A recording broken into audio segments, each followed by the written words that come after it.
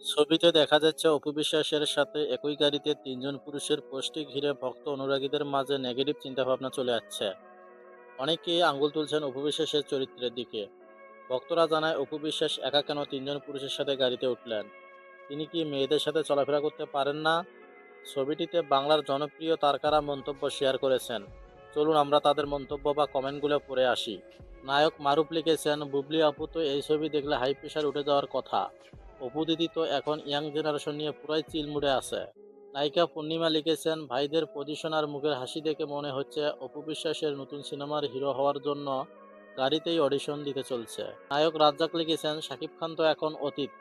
এই তিনজনের মাঝখান থেকেই কি নতুন কাউকে বেছে নিচ্ছেন দিদি? দর্শক কিন্তু হিসাব মিলাচ্ছে। মিশা সওদাগর লিখেছেন, ব্রেকিং নিউজ, শাকিব খানকে বাদ দিয়ে এবার নতুন তিন হিরোর সাথে জুটি বাঁধছেন অপু বিশ্বাস। ছবিতে অন্তত সেটাই ইঙ্গিত দিচ্ছে। নায়িকা শাবনূর লিখেছেন, সামনের ভাইদের সেলফিতে যে গদগদ ভাব মনে হচ্ছে অপু দিদিকে রাজি করিয়েই আজকে গাড়ি থেকে নামবে। হুগলি লিখেছেন, পিছনের ভাইদের যে গভীর আবেগে বসে আছেন, সাকিব ভাই তো দেখলে নির্ঘাত হার্ট অ্যাটাক করবে।